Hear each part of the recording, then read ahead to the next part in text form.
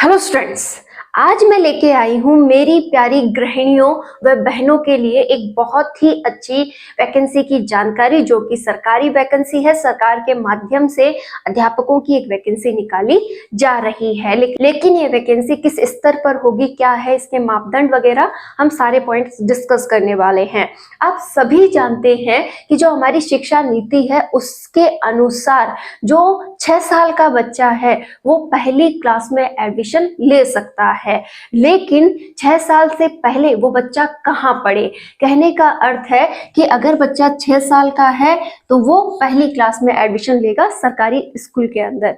लेकिन अगर हम बात करें तो 3 साल का होते ही बच्चा समझदार होने लगता है, और 3 साल से लेकर 6 साल तक, यानी कि इन 3 सालों में वो बच्चा कहाँ पर अध्ययन करे, इस पर सरकार ने चिंतन किया है। हम सभी जानते हैं कि ये जो बच्चे होते हैं वो आंगनवाड़ी में पढ़ने जाते हैं, लेकिन जो आंगनवाड़ी कार्यकर्ता है, मतलब काफी महिलाएं जो आंगनवाड़ी में कार्य कर रही हैं, वो इन बच्चों को पढ़ाने में इतनी सक्षम नहीं होती हैं। तो अब क्या किया जा रहा है कि सरकार इस पर चिंतन कर रही है कि भाई इन बच्चों को भी अच्छी एजुकेशन मिलनी चाहिए, यहाँ तक कि जैसे नर्सरी, प्री नर्सरी की जो पढ़ाई है इनको बहुत अच्छी मिले। तो यहाँ पर एक नई वैकेंसी को लेकर चर्चा की जा रही है। ये वैकेंसी जो होगी वो बहुत बड़े स्तर पर होने वाली है। अभी आप लोगों ने सुना होगा कि 4th ग्रेड जो वैकेंसी आई थी अभी, कि बहुत अधिक 4th ग्रेड की वैकेंसी अभी निकाली गई थी, उसी के अकॉर्डिंग ये वैकेंसी भी बहुत बड़ी रहने वाली है। आप मान के चले कि ये 35,000 या 40,000 तक वैकेंसी रहने वाली है कि इतने अभ्यर्थी यहाँ पर लिए जाएंगे।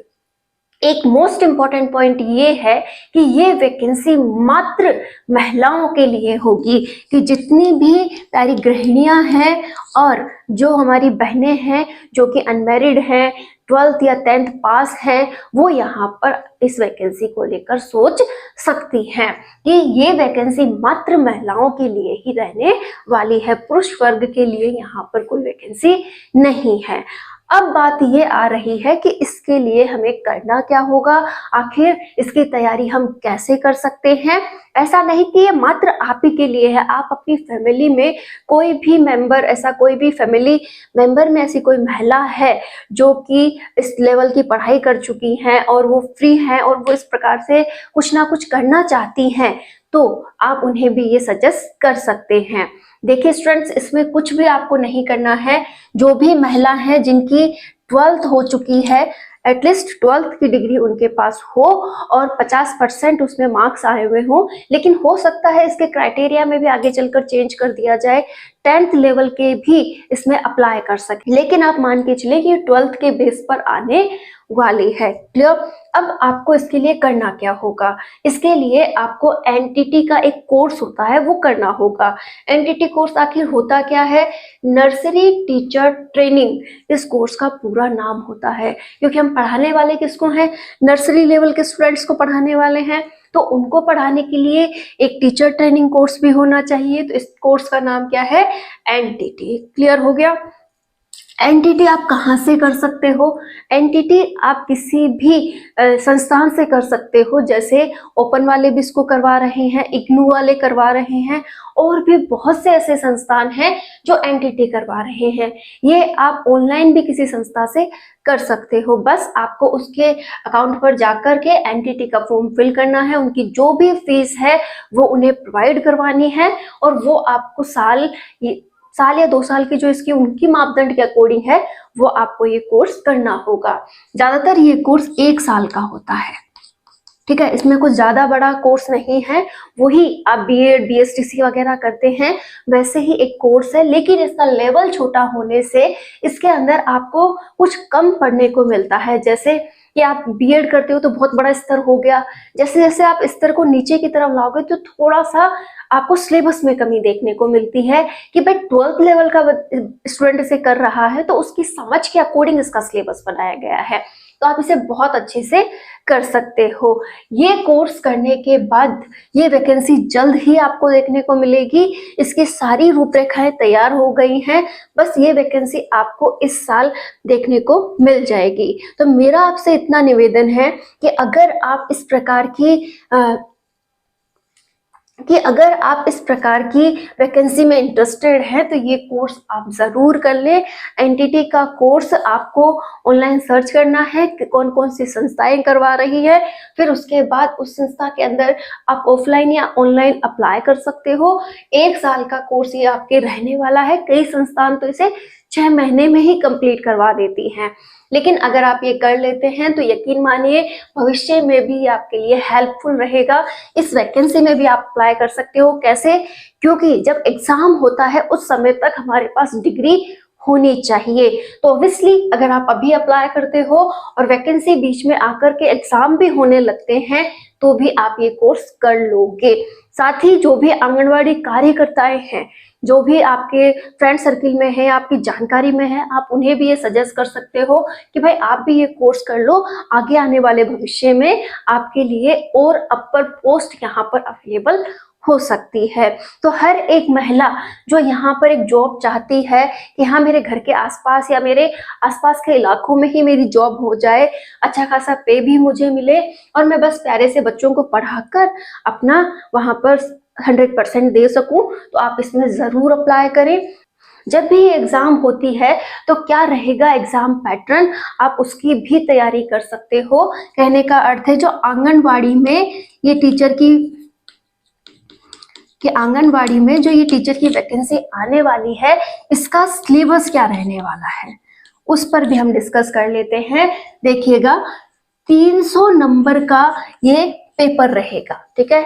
जब भी ये वैकेंसी आएगी आप इसमें फॉर्म अप्लाई करोगे, इसका जब भी आप पेपर दोगे तो ये पेपर कितने नंबर का रहने वाला है? 300 नंबर का रहने वाला है। इसके लिए आपको 150 क्वेश्चन अटेंड करने होंगे कि भाई 300 नंबर का पेपर है, 150 उसमें क्वेश्चन आने वाले हैं। अब 150 क्वेश्चन में से आप ये मान के चले कि यहाँ पर आपको 90 क्वेश्चन, जो 90 क्वेश्चन है वो ओनली फॉर जीके के देने होंगे।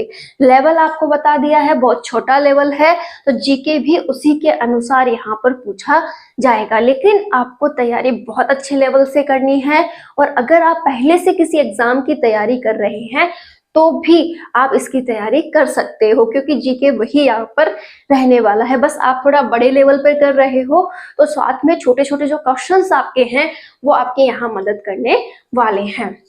साथ ही यहाँ पर 10 क्वेश्चंस आपके रहेंगे साइकोलॉजी और सूचना क्षेत्र के, कि सूचना प्रौद्योगिकी रहेंगे और साइकोलॉजी के 10 क्वेश्चन रहने वाले हैं। तो साइकोलॉजी और सूचना प्रौद्योगिकी के 10 क्वेश्चन रहेंगे। साथ ही जो 50 क्वेश्चन है वो आपके रहने वाले हैं बच्चों से रिलेटेड, कि बच्चों को किस प्रकार से शिक्षा दी जाए। बच्चे अगर तबीयत वगैरह खराब है तो आप किस तरीके से उन्हें पेम्पर करोगे, कौन सी मेडिसिन उन्हें दोगे, क्योंकि ये सब बातें आप एनटीटी के कोर्स में सीख चुके होंगे कि जो एनटीटी का जो सिलेबस होगा उसमें आपको ये सारी बातें बता दी जाएंगी।